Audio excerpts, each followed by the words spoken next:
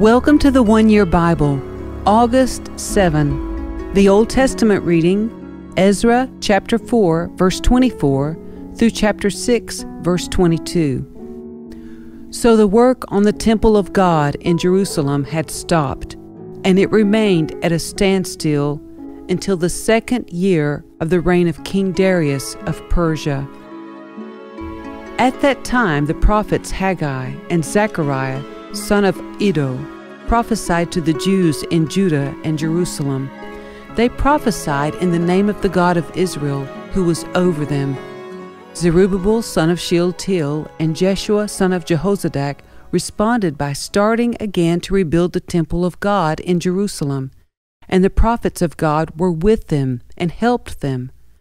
But Tattenai, governor of the province west of the Euphrates River, and Shethar-bozenai, and their colleagues soon arrived in Jerusalem and asked, "Who gave you permission to rebuild this temple and restore this structure?"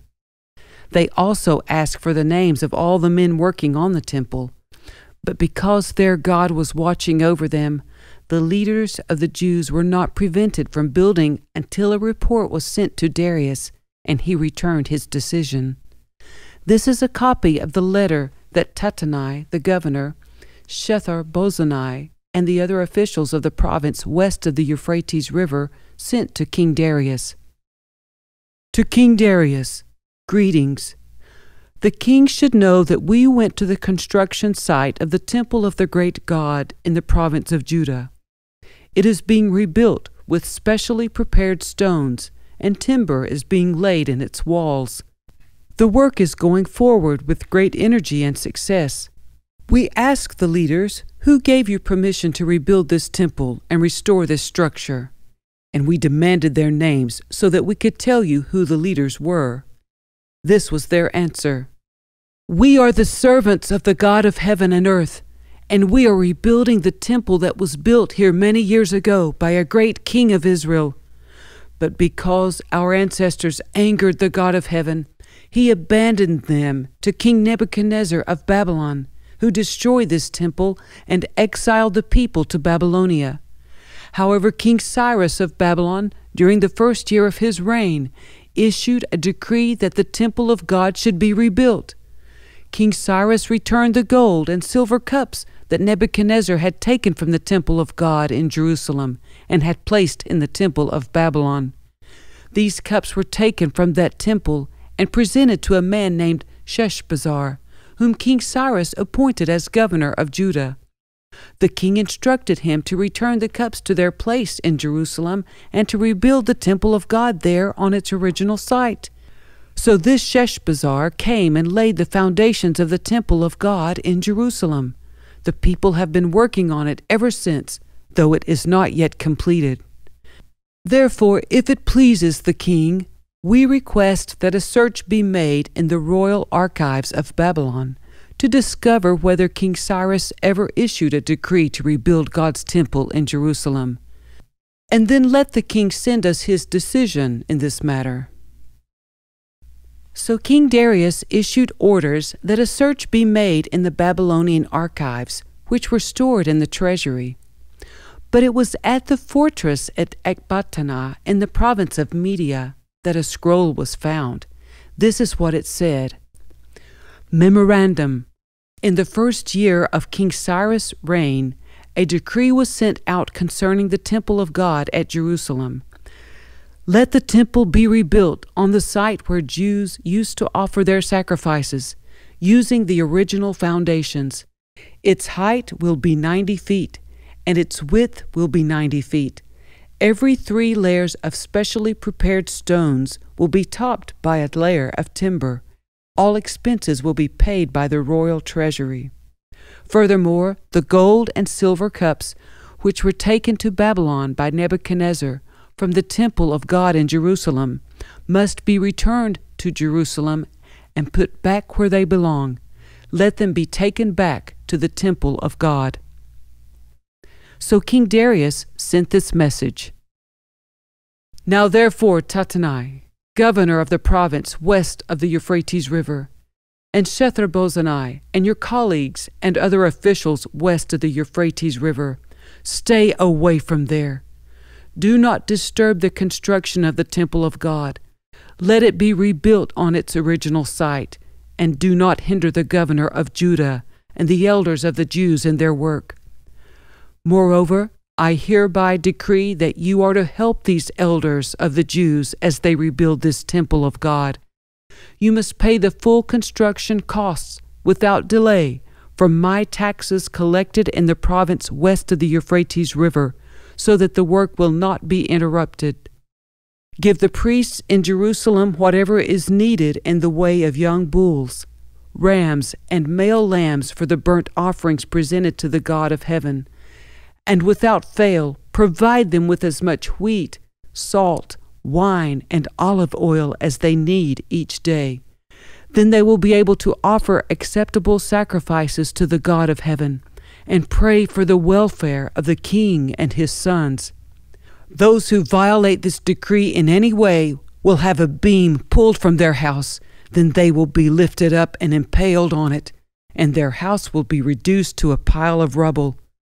May the God who has chosen the city of Jerusalem as the place to honor his name destroy any king or nation that violates this command and destroys this temple.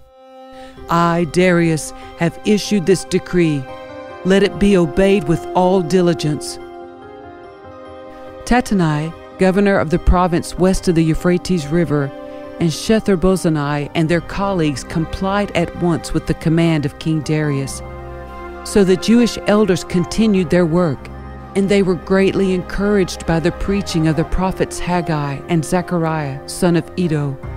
The temple was finally finished, as had been commanded by the God of Israel and decreed by Cyrus, Darius, and Artaxerxes, the kings of Persia.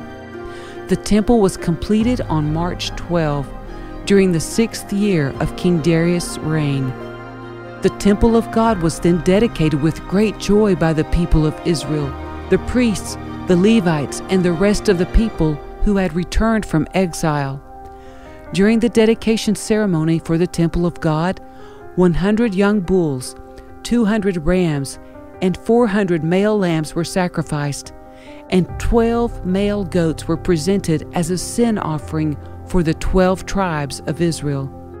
Then the priests and Levites were divided into their various divisions to serve at the temple of God in Jerusalem, as prescribed in the book of Moses. On April 21, the returned exiles celebrated Passover. The priests and Levites had purified themselves and were ceremonially clean. So they slaughtered the Passover lamb for all the returned exiles, for their fellow priests, and for themselves. The Passover meal was eaten by the people of Israel who had returned from exile, and by the others in the land who had turned from their corrupt practices to worship the Lord, the God of Israel. Then they celebrated the festival of unleavened bread for 7 days. There was great joy throughout the land, because the Lord had caused the king of Assyria to be favorable to them, so that he helped them to rebuild the temple of God, the God of Israel. The New Testament reading, 1 Corinthians chapter 3, verses 5 through 23. After all, who is Apollos? Who is Paul? We are only God's servants through whom you believed the good news. Each of us did the work the Lord gave us. I planted the seed in your hearts, and Apollos watered it.